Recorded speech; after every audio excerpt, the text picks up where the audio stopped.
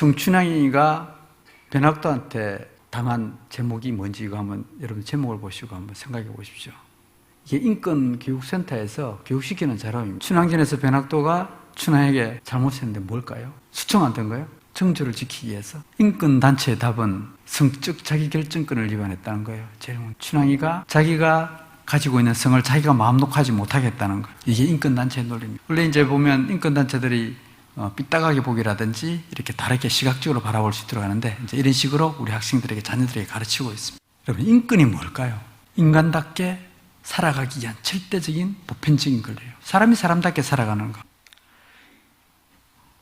유엔 아동 권리 협약이 있어요. 89년도에 유엔 총회를 통과했던 그 내용입니다. 거기에 보면 아동은 특별한 보호와 배려가 필요하고, 따라서 13조와 14조에 보면 타인의 권리 혹은 명예를 존중하는 경우 국가안보, 공공질서 등 필요한 경우에 제한을 할 수 있다, 이렇게 되어 있습니다. 14조에도 마찬가지예요. 필요한 경우에 제한할 수 있다고 되어 있습니다. 이게 진정한 권리예요. 다른 사람한테 피해를 줄 수 있기 때문에. 그런데요, 대전학생인권조례 한번 볼까요? 대전학생인권조례에 보면 여기에는 제한사항이 없습니다. 3조의 1항에 보면 이렇게 있어요. 모든 학교 생활에서 최우선적으로 최대한 보장해야 된다. 이 조례에 열거되지 않았다는 이유로 조례에 포함되지 않았던 것도 경시되어서는 안 된다. 3항에는 학생인권의 본질적인 내용을 제한할 수 없다고 해가지고 무제한적인, 초헌법적인 이런 권리를 학생에게 부여하겠다는 겁니다. 한마디로 보편성이 없는 반면에 제한성도 전혀 없는 겁니다. 이건 인권이라고 할 수가 없는 겁니다. 이 학생인권조례의 배경은 그럼 어디서 나올까? 이런 엉터리 같은 것을 어디서부터 나오는가 한번 찾아보도록 하겠습니다. 08년도에요. 이런 기사가 본 적이 있습니다. 68혁명에 대해서 나왔어요. 68혁명이 어떤가 하면 68년도에 프랑스에 일어났던 사건입니다. 권위적 교육 제도에 불만을 품은 학생들이 반기를 들었다. 그래서 사회 전반으로 좌파 사상이 확산되었다. 그러면서 이 프랑스 68혁명에 대해서 이야기하고 있습니다. 이 68혁명이 전 세계적으로 엄청난 영향을 미쳤기 때문에 이게 대해 주목하지 않을 수. 그런데 이 68혁명을 가지고 우리나라 청소년 인권단체에서는 이 68혁명을 아주 잘 됐다고 모범적인 사례로 해서 따라가야 된다고 이야기하면서 작년 1월 29일 날 이런 소식을 냈어요. 어떻게 되어 있느냐? 10가지 제안을 냈었는데요. 제 1번이 뭔가 하면 아동은 권리를 가진 주체이다. 우리는 미성년자로 보는 거예요. 그런데 당장 아동은 권리를 가진 주체, 이렇게 나옵니다. 이 말은 무슨 말인가 하면 모든 것이 다 완벽하다는, 그러니까 완벽한 권리를 주는 거예요. 여러분, 아동은 권리를 가진 주체일까요? 아닙니다. 예를 들어볼까요? 작년에 우리 용인에 캣맘 사건 날 겁니다. 고양이 밥 주는 아주머니가 고양이 밥 주러 갔다가 옥상에서 초등학생들이 벽돌을 떨어뜨렸는데 그 벽돌을 맞고 아주머니가 죽었어요. 처음에는 누가 누군지 몰랐죠. 잡았습니다. 그러다 보니까 8살짜리. 그럼 어떡합니까? 그 애를 감옥에 넣을 수 있어요? 넣을 수 없습니다. 왜요? 미성년자이기 때문에. 근데 근본 출발부터 얘네들은 아동은 권리를 가진 주체라고 이야기해요. 두 번째로요, 학교에 가지 않는 권리를 주장하게 됩니다. 아동은 자기의 결정권이 있기 때문에 학교 생활은 수감생활과 같다고 이야기해요. 교육적 민주주의에 대한 권리, 그리고 결사의 권리, 이러면서 정치적 권리까지도 같이 주장하고 있습니다. 5번째, 6번째 있고요. 6번째가 용모를 통한 자기 표현의 권리. 이게 뭐냐면 교복하고 바로 머리카락하고 관련되어 있는 겁니다. 왜 머리카락을 애들 손대느냐? 왜 교복에 대해서 자유를 안 주는 거냐? 이것이 바로 용모를 통한 자기 표현의 권리를 침해한다고 보는 거죠. 표현의 자유도 있고요. 체벌의 폐지 있고요. 9번째 보면 신앙의 자유를 주장하게 됩니다. 아동은 양심에 반하는 종교 교육이나 특히 예배는 거부되어야 된다고 이야기하고 있고요. 부모에 의해서 특정 장기도 거부되어야 한다, 이렇게 이야기하고 있습니다. 제일 마지막에 보면 지식에 자유롭게 접근할 권리를 그네들은 주장을 합니다. 여기에는 반드시 성이 포함되어 있어요. 사회에서 폭력이 수행해온 역할, 참 무서운 거죠. 폭력이 그냥 동반하는 거니까요. 특히 술이나 담배에 대해서도 지식에 접근할 수 있는 거죠. 그럼 청소년들이 술이나 담배도 이렇게 접근해야 된다, 이렇게 주장하는 겁니다. 이게 68혁명에서 나타나는 그 현상이에요. 이 조항이 동일하게 학생인권조례에 똑같이 그대로 적용되어 있어요. 이제 하나씩 살펴볼 텐데요. 얼마나 다 적용되고 있는지 하나씩 살펴보도록.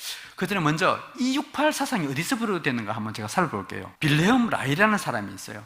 이 사람이 오스트리아 심리학자이고 공산주의자입니다. 그래서 마르크스주의와 프로이드의 심리학을 이렇게 주장해서 이제 논리를 펴게 되는데, 원래 이 사람이요, 8살 때 자기 어머니가 자기 가정교사하고 이렇게 바람이 나가지고 그게 아버지한테 들켰어요. 그래서 자기 어머니가 자살하게 됩니다. 트라우마가 생기고 엄마에 대한 원망보다는 아버지가 그렇게 해서 자기 엄마가 죽었다고 하는 그런 인식을 가지게 된 거죠. 그러다가 그가 자라서 청년이 되어가지고 그 이제 근로자들을 면접하고 접하면서 면담을 해보니까 제일 스트레스를 많이 받을 때가 언제냐? 근로자들이 성생활을 잘 못할 때, 쉽게 하면 그네들 얘기하면 섹스를 잘 하지 못했을 때 가장 스트레스를 받더라. 그런 우리를 발견하게 됩니다. 섹스를 못하는 이유가 방도 하나고 집도 좁고 아기들도 있고 그 다음에 회사에서 일을 너무 많이 시켜서 그러니까 그래서 이 사람이 논리를 개발하게 됩니다. 인간의 가장 큰 행복은 성을 통해서 가장 큰 행복을 얻구나. 그러면서 이 성을 행복할 수 있는 그런 여러 가지 방법을 막 연구를 하게 됩니다. 난잡한 성생활을 통해서 그네들이 이제 주장하게 되는 거죠. 그러면서 이 사람이 주장한 게 바로 오르곤, 우리 오르가즘이라는 용어도 이 사람이 처음으로 만들었어요. 그래서 이 사람이 이걸 통해서 사회를 변형시키면 되겠구나. 우리가 공산주의는 물질을 통해서 가진 자와 안 가진 자를 부여하는데 이 사람은 성을 마음 놓고 사지 못하는 이걸 통해서 사회를 변형시키면 되겠구나 하고 이렇게 생각하게 됩니다. 그러면서 성정치를 주장하게 되고 이것이 바로 성혁명으로 이어지게 됩니다. 인간의 가장 큰 행복은 억눌린 성을 욕망을 불출할 때 그때 가장 행복이더라. 그 이론은 13세만 기준이 되면 얼마든지 가능하더라. 그렇게 된 거예요. 지금 우리나라의 헌법에서도요 13세 이상 합의만 되면 그게 대해서 인정해주고 대법원에 가서 무죄가 되는 것도 바로 여기 기존에 기초를 두고 있는 겁니다. 이 자유로운 성관계를 방해하는 세력이 있어요. 그게 뭔가? 가정이요, 학교고 교회입니다. 가정에서는 부모님들이 순결을 지켜야 돼, 너희들 조숙하게 해야 돼, 밤 10시 되면 하면 안 돼, 이런 거 전부 다 아이들이 제안하잖아요. 이 정상적 가정이 잘못된 거다. 그러면서 이 가정이 오면되면서 동성애 가정도 인정하게 되고 너희 부모님 거 하는 거 그거 잘못된 거야 이렇게 가르치게 됩니다. 학교에서도 마찬가지. 그래서 6.8혁명이요 처음에는 주목을 받지 못했어요. 그런데 처음에는 어떤 이런 게 있느냐, 그렇게 할 줄 주목을 받지 못했는데요, 나중에 이제 학교에서 일어나는 그 학교 생활하고 학생들하고 들면서 특히 2년 전에 그 중국에서 문화혁명이 일어나게 됩니다. 공산혁명이죠. 1966년에 이제 어린이들을 붙잡아 놔놓고 이 머리 깎는 장면이, 교수들을 이렇게 놔놓고 머리도 깎게 하고 일부러 무릎을 꿇리는 그런 현상인데, 이게 영향을 받아가지고 이제 같이 조금 전에 주장했던 빌리엄 라이가 주장했던 그 성장적 부딪히면서 혁명을 일으키게 됩니다. 발단은 여학생 기숙사 출입 규정에서 비롯됐어요. 남학생, 여학생, 프랑스 낭테르 대학에서 이제 밤 10시만 되면 남학생 너희들은 출입이 금지돼. 그렇게 됐어요. 그런데 학생들은 왜 그걸 가지고 우리가 마음 놓고 성생활을 하는데 그걸 가지고 제한을 하느냐. 국가에 대해서 항거를 한 거예요.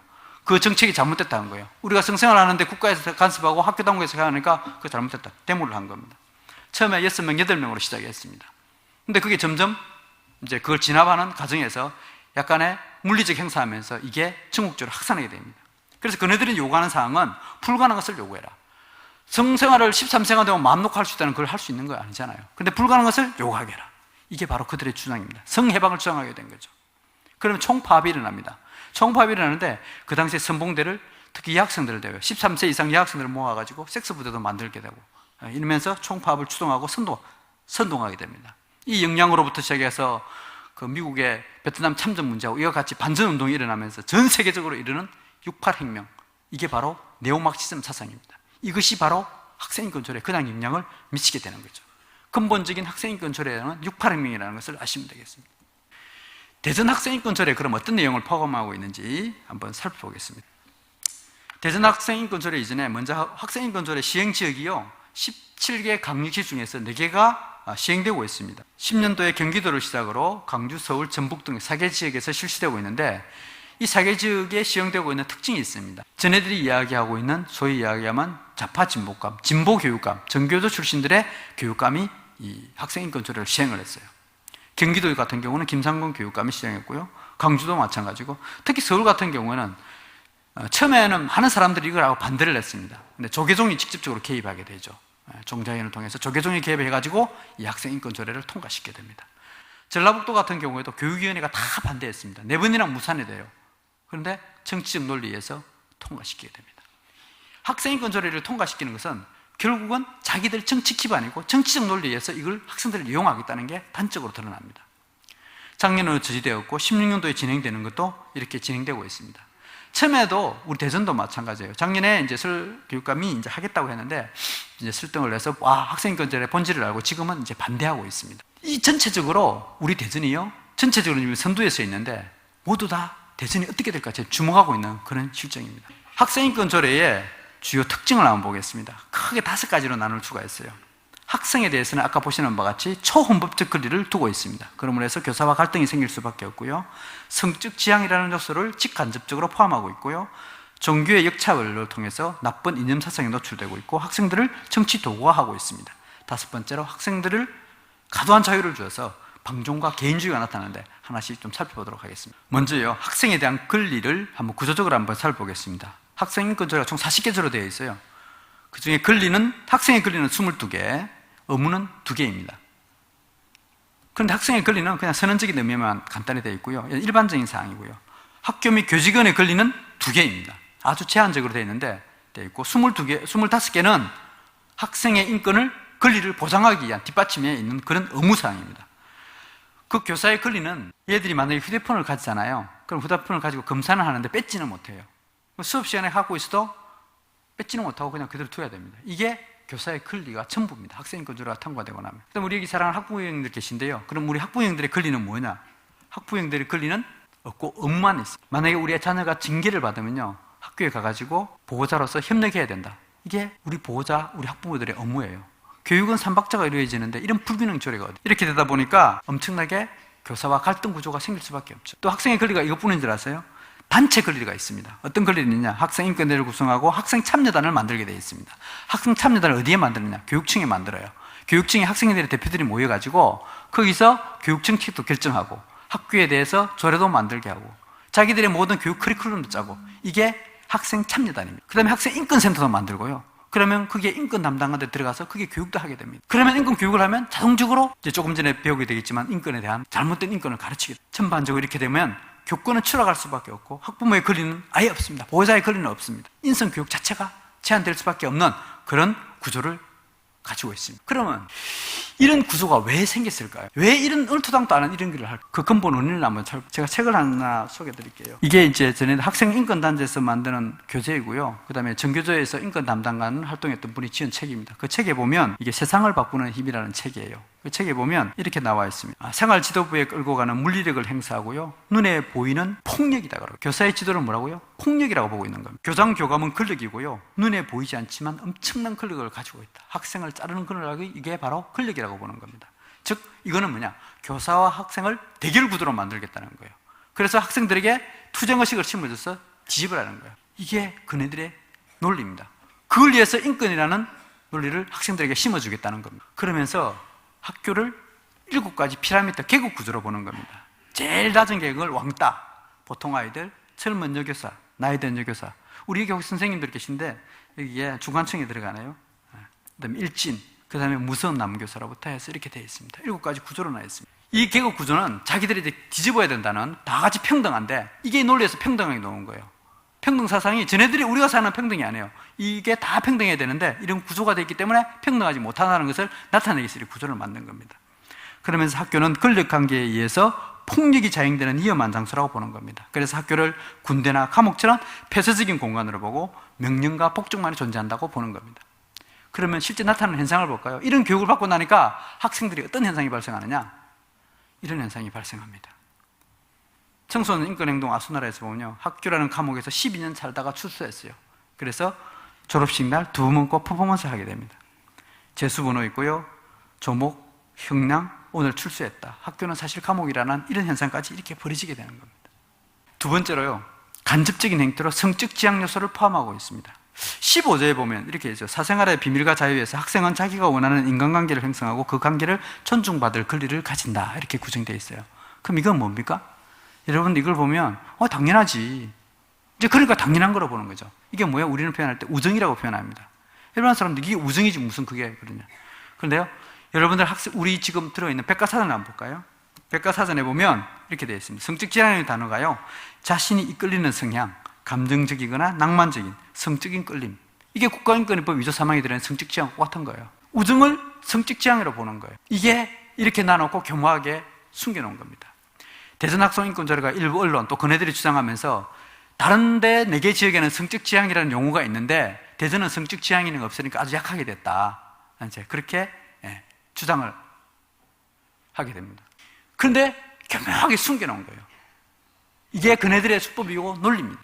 2번째요, 교육감의 책무에 보면 제4조에 보면 이렇게 있습니다. 교육감은 학생 인권 보장을 위하여 국가인권위를 비롯한 해가지고 국가인권위와 연계체제를 구축해야 된다 이렇게 되어 있어요. 이걸 국가인권위가 뭘 하는지 보면 되잖아요.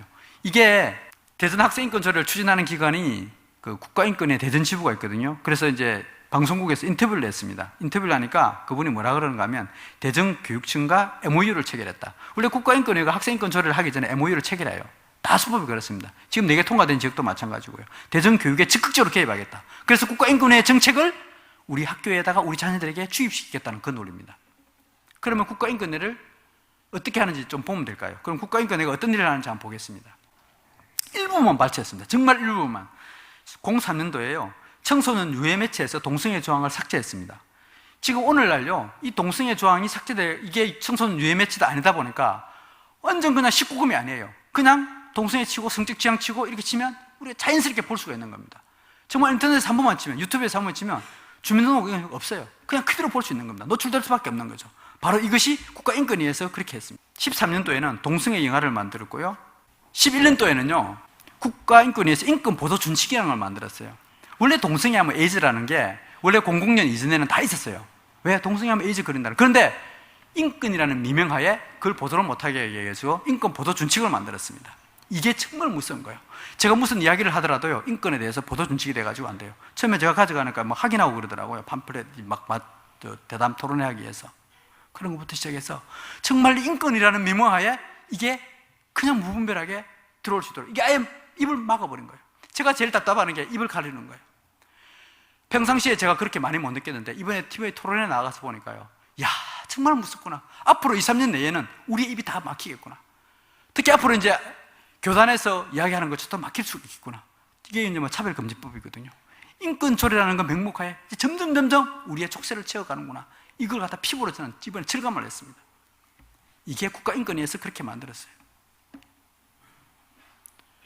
13년도에 동성애 영화를 제작해서 초중고등학교에 상영했습니다. 07년도, 13년도, 15년도. 우리 대전에도 대전여고가 작년에 12월 1월 달에 이걸 상영을 했습니다. 14년도에는 학교 기간에요, 동성애를 의무교육토록 했습니다. 만약에 학생인권 조례가 통과하면 우리 학교에서 우리 동성애를 의무교육 받아야 됩니다. 우리 교과서에도요, 22군데가 지금 동성애를 가르치고 있는 그 실정입니다. 이걸 지금 빼기 위해서 노력하고 있는데요, 이게 국가인권위에서 이렇게 권고를 해놔니까 국가인권위가 그랬는데 왜 빼줍니까? 이렇게 나옵니다. 이게 국가인권위의 활동입니다. 다음으로요, 이번에 우리 대전 학생인권 조례를 만드는 단체가 있습니다. 그게 대전 충남 인권연대예요. 9개 단체가 모여가 있는데 그 단체에 들어가면 홈페이지에 이런 자료가 있습니다. 필독서라 해가지고요, 추천도서 해가지고 무지개속 즉색 성소수자 해방과 사회 변혁이라는 책자입니다. 제가 책 선전할까 봐서 그런 걸 써 아는데 여기서만 제가 간단히 이 내용이 어떤 책인지 여러분에게 설명을 좀 드릴게요. 이 책은요, 성소수자를 통해서 인권이라고 해서 세상을 바꾸려면 투쟁을 해야 된다는 겁니다. 소위 말해서 동성애자를 통해서 우리 사회를 변화시키고 그네들의 인권을 부여하기 위해서 우리 사회를 바꿔야 된다는 거예요. 저항을 꿈꾸는 모든 이에게 이 책을 권합니다 해가지고 이번에 대전 학생인권 조례를 만드는 단체에서 추천한 책입니다. 아까 말했듯이 국가인권위가 그런 활동을 함으로 해서 이게 바로 그냥 유튜브에서, 아니요, 그냥 인터넷에 들어가면 이렇게 나타나고 있어요. 이게 전부 다 BL 소설입니다. BL이 뭔가 하면 보이 로맨스예요. 동성애 소설이 이렇게 뜨고 있고요. GL도 마찬가지고, 걸 로맨스.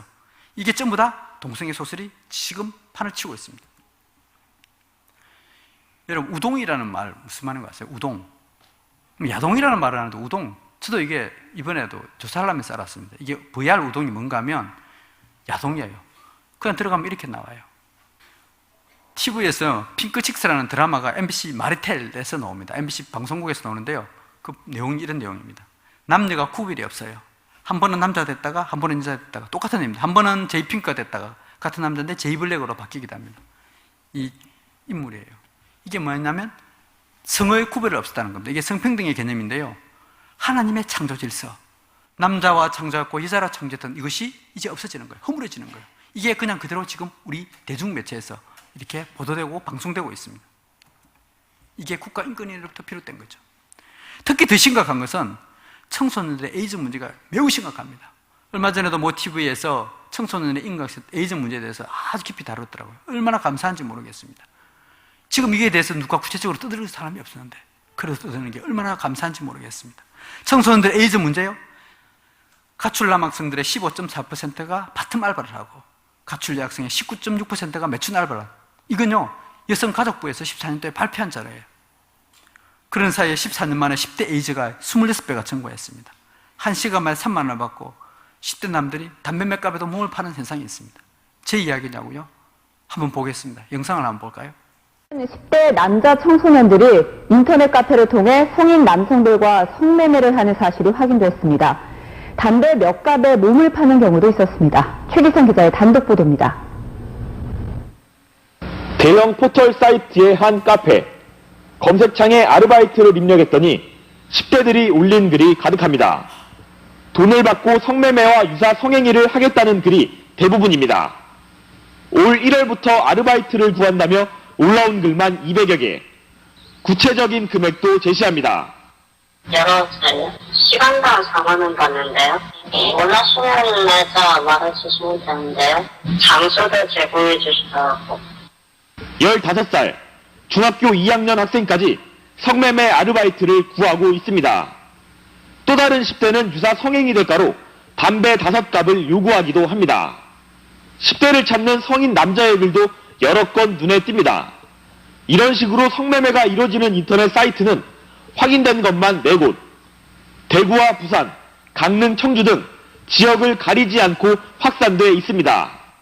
옛날에는요, 이게 이제 인터넷이지만 지금은요, 스마트폰까지 되다 보니까 스마트폰에서 앱으로 통해서 쉽게 접근돼요. 이게 지금 우리 청소년들의 실태입니다. 우리 특히 대전 지역은요, 전국에서 가출 청소년이 제일 많은 지역이 우리 대전입니다. 우리가 모르는 사이에 우리의 아이들이 지금 이렇게 노출되고 무방비 상태로 죽어가고 있습니다. 세 번째로도 보면요, 17조에 이런 게 있습니다. 17조 양심 및 종교의 자유.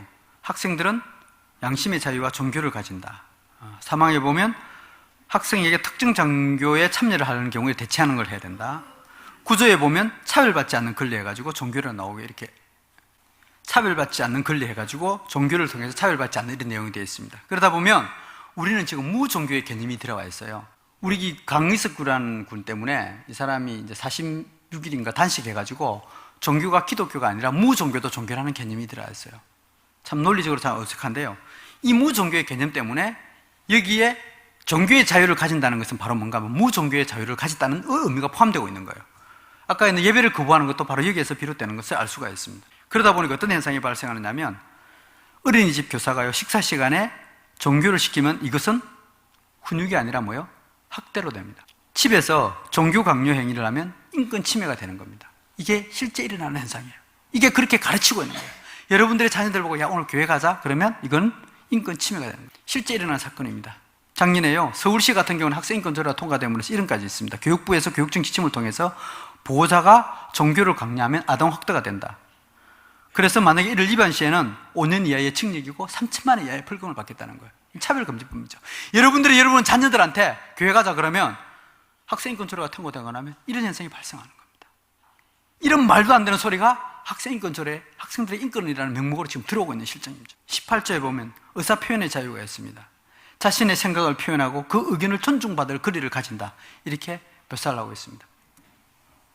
그러다 보니까 어떤 현상이 발생하는 거면 지금 서울에 가면 10대를 위한 빨간 책이라는 게 있습니다. 지난주에 우리 일부 좀 이야기를 든 걸 알고 있는데 그 책이 어떤가 하면 이 책입니다.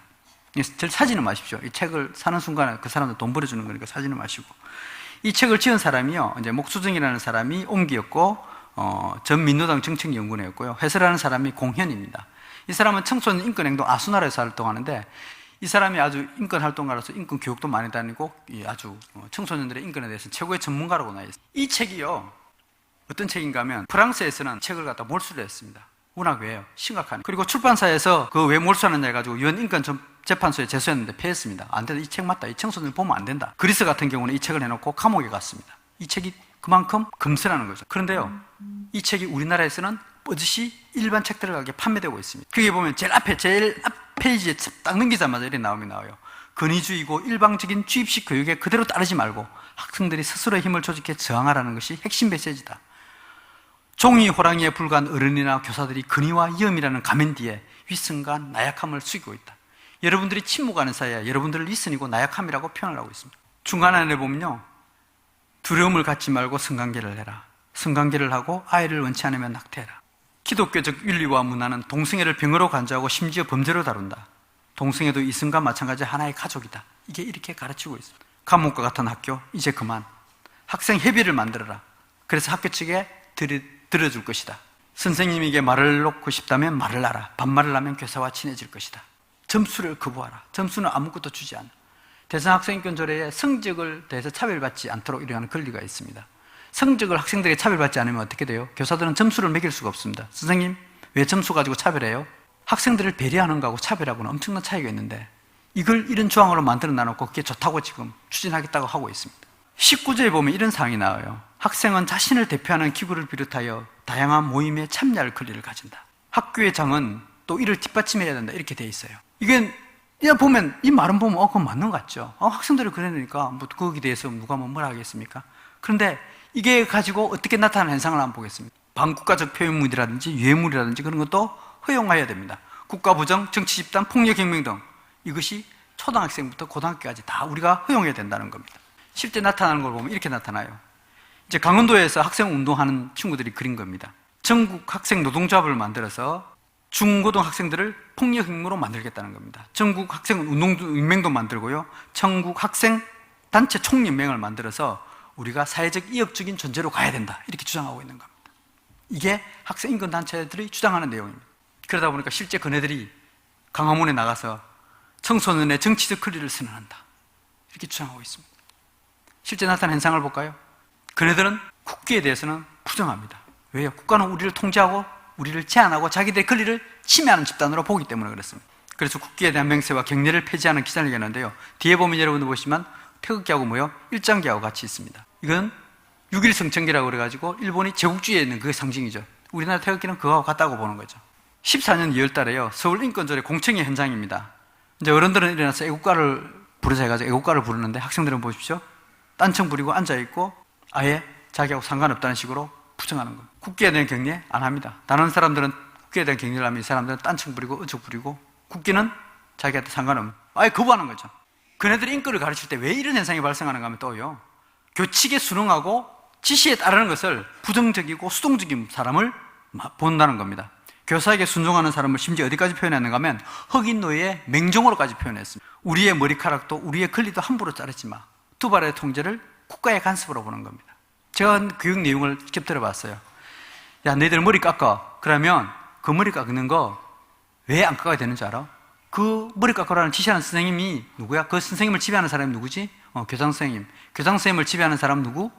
교육감. 그럼 교육감을 지배하는 사람은 장관. 장관을 지배하는 사람은 대통령. 대통령을 지배하는 사람은 국가. 이렇게 하는 거예요. 그럼 너 머리 깎는 사람 누구지? 국가. 너 국가가 머리 깎게 할 수 있어? 얘네들이 놀린 거예요. 그러니까 두 발의 통제를 뭐예요? 국가의 간섭으로 보는 거죠. 애들이 머리 깎는 그게 국가의 간섭입니까?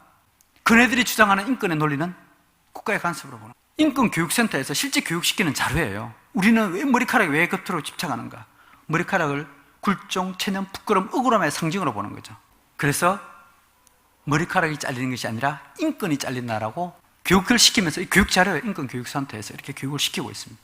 작년 12월 5일 날 대한민국을 한번 휘뜨는 사건이 있었습니다. 총걸기가 일어났습니다. 학생들이 거기에 트위스트나 페이스북을 통해서 서로 선동을 해가지고 학생들이 많이 참석했습니다. 그에 보면 이제 국정교과서 문제가 당시 그때 많이 나왔는데 그거 돼 있죠. 역사 교과서를 뭐 대통령 위인전이라고까지 했고 막 이렇게가 됐던 거 있었는데요. 실제 거기에 참석했던 한 학생이 오직 뭐요? 프롤레타리아 리볼루션 뿐이다. 이게 그냥 그대로 방송에서 그냥 그대로 타요. 일반 방송에서 그냥 그대로 이야기하고 이 여학생이 나와가지고 이런 이야기를 합니다. 이게 뭐요? 공산주의 혁명뿐이다. 세상을 뒤집고 바꾼 것은 이거밖에 없다고 이야기하는 거예요. 거기에 당시 사무총장 이영주라는 사람이 나와가지고 이렇게 이야기합니다. 초중 고딩만 있으면 무서울 게 없어. 왜요? 자기들의 정치적 권력이에요. 앞으로 얘네들이 2, 3년만 있으면 얘네들 뭐야? 좀 투표권을 가지잖아요. 좀 더 시제할 거니까. 순수하게 애들을 뭐야? 정치적으로 자기들의 앞으로 먹잇감, 자기들의 입감으로 본다는 거예요. 이게 쟤네들의 정치적 논리입니다. 12조에 보면 학습에 관한 권리 중에서요. 교육을 거부할 수 있는 권리가 있어요. 얼마나 과도하게 애들 자유를 주려고 했으면 교육을 거부할 수 있는 권리를 주는 겁니다. 토론회 보면서 교육을 거부할 수 있는 권리를 줬다고, 안 줬다고 이야기하더라고.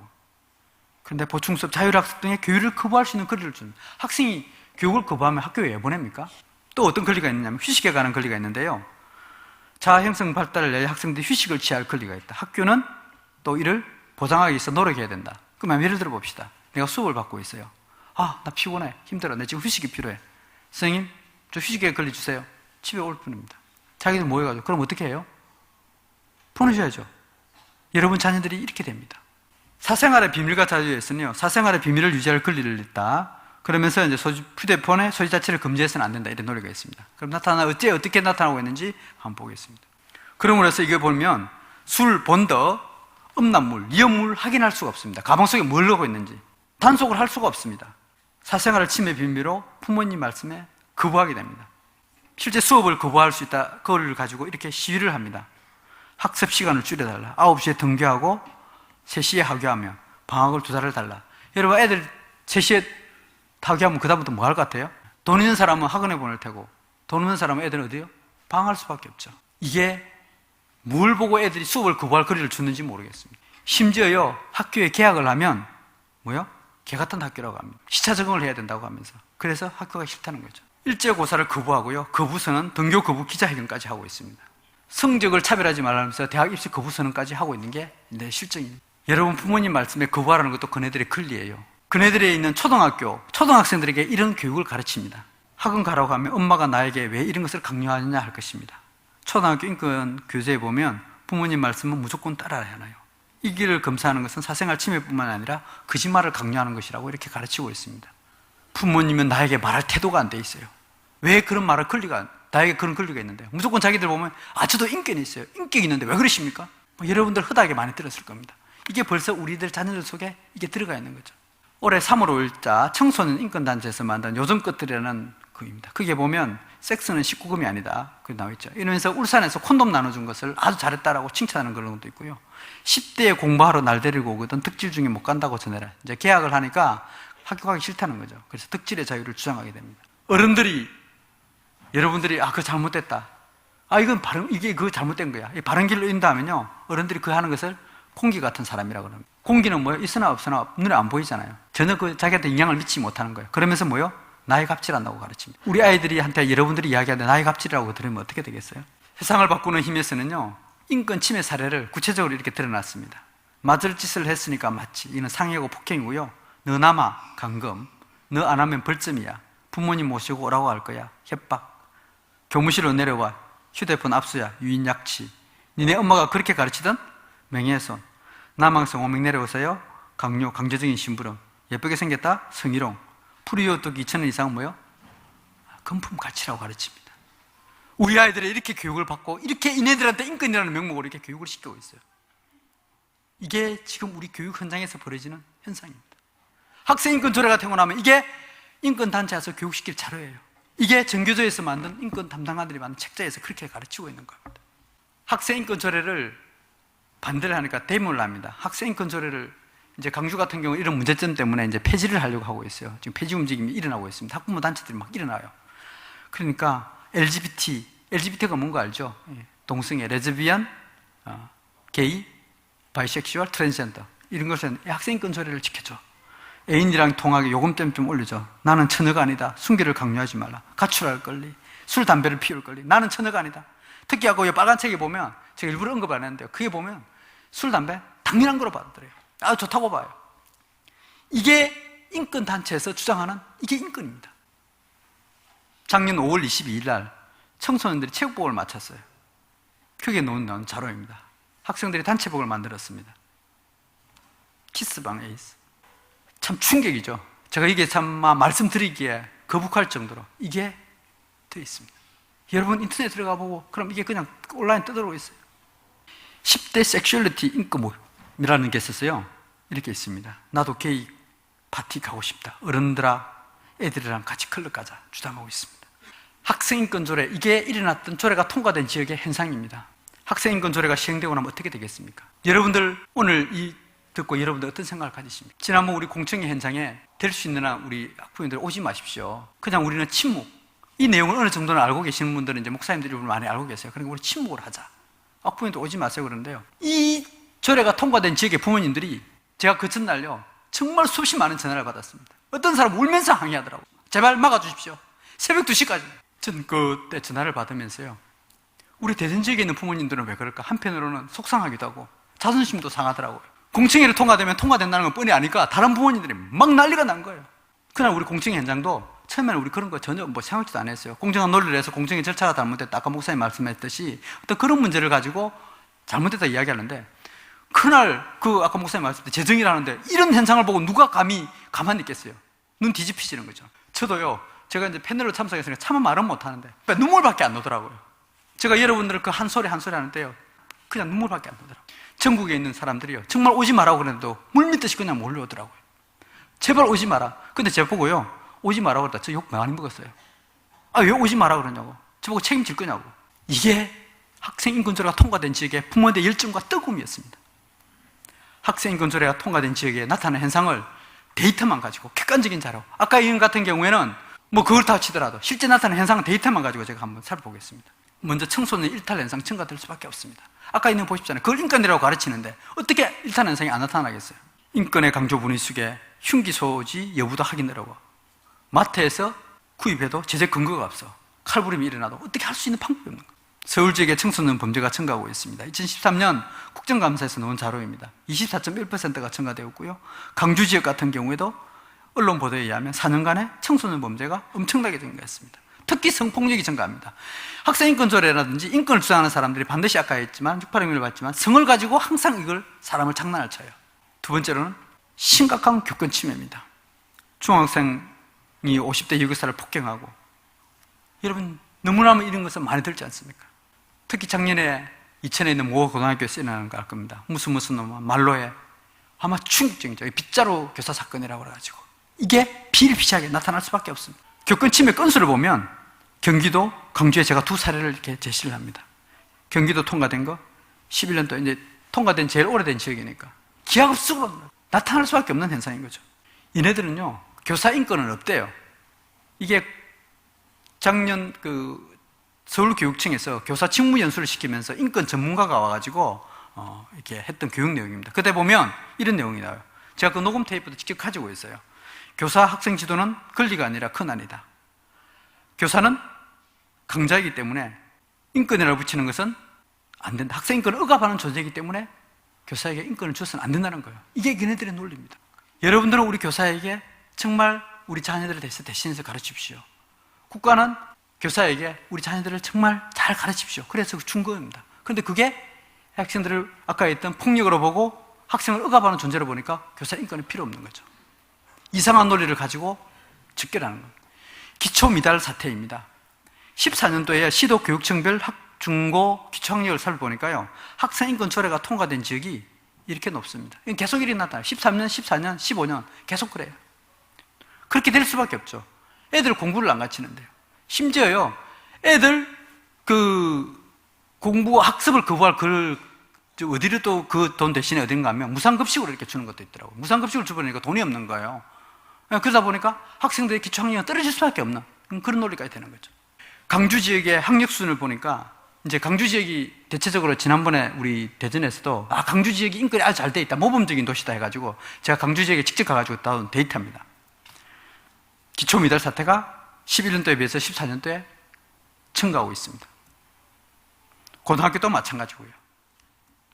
심지어 강주 같은 경우에는 이제 중학생들이 일부 깨어난 부모님들은요, 중학교 때 3학년이 되면 고등학교로 전라도 지역으로 이렇게 전학을 시켰대요. 얼마나 심각한 사태가 벌어집니까? 여러분들 대전 학생인권 조례가 통과되고 나서 우리가 어디로 갈 겁니까? 학생들 공부시키기 위해서 세종으로 갈 겁니까? 어디면 다른 데로 갈 거예요? 서울로 갈 거예요? 여러분 3.1운동 났을 때 생명 하나뿐인 걸 알고 총칼 앞에서도 자기의 목숨 바쳐서 외쳤습니다. 왜? 눈에 보이니까요. 영적 분별력이 되었으니까요. 그리고 그네들은 침묵하지 않았습니다. 행동했습니다. 그렇기 때문에 오늘날 우리 대한민국이 있었습니다. 여러분, 일사각오를 주장한 주기철 목사님, 그분 일사각오 신사참배를 밤하면서 징병 거부가 13년 동안에 지연이 되고 결국은 그것이 우리나라 대한독립 전범국가가 안 되고 패전국가가 되어서 결국은 유엔으로부터 인정을 받게 되고 인정받는 이게 나라가 되었잖아요. 한 사람의 깨어난 사람, 정말 사명자가 된 한 사람, 그 사람 때문에 대한민국이 사는 겁니다. 지금 여러분들 한 사람 한 사람이 살아나면, 진정한 사명자가 되면 우리의 자녀들이 살아나고 우리 대한민국이 살아날 수가 있습니다. 우리 대전이 살아날 수가 있습니다. 3.1운동, 그분들 깨어난 거 행동으로 옮기기 때문에, 사명자가 되었기 때문에 가능했습니다. 침묵하는 것은 그네들의 동조하는 겁니다. 어쩌면 동조하는 것보다 더 나쁠지도 몰라요. 침묵하는 그 사람보다 더 나쁠지도 몰라요. 방조자가 되어서는 안 됩니다. 행동으로 나타나야 됩니다. 여러분들, 과연 오늘 이 자료를 보고 여러분 자녀들에서 무엇을 하시겠습니까? 그냥 인터넷에서 보고 그냥 넘어간다? 아니에요. 그네들은 정말 소수입니다. 제가 이번에 학생인권조례를 추진한 단체도 보면요, 진짜 몇 사람 안 돼요.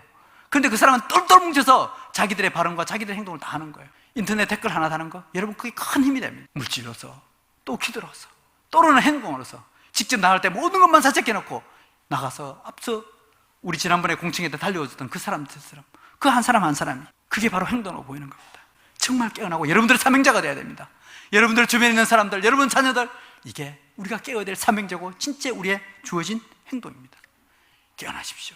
이게 우리의 사명자의 모습입니다. 우리 자녀들과 이 사회를 지키기 위해 기꺼이 값을 치러야 될 때가 되었습니다. 이 사태에 쓰나미처럼 밀려오는 이 사태를 향하여 우리는 과연 침묵만 하고 있어야 되나? 이제는 깨어나야 할 때입니다. 조금만 있으면, 조금만 눈 뜨면 보일 수 있습니다. 여러분의 한 행동, 한 말, 한 행동이 우리의 자녀를 살리고 우리 대전을 살리고 결국 우리 세계를 살리고, 그것이 우리의 작은 행동입니다. 여러분, 나비 효과 알죠? 허리케인이 미국에 올 때는 작은 나비의 하나의 그 플러김이 결국은 허리케인으로 이어진다고. 여러분들의 작은 행동 하나가, 작은 기도 하나, 작은 행동 하나가 결국은 우리 사회를 변혁시키는 그런 큰 역할이 나타나게 됩니다. 감사합니다.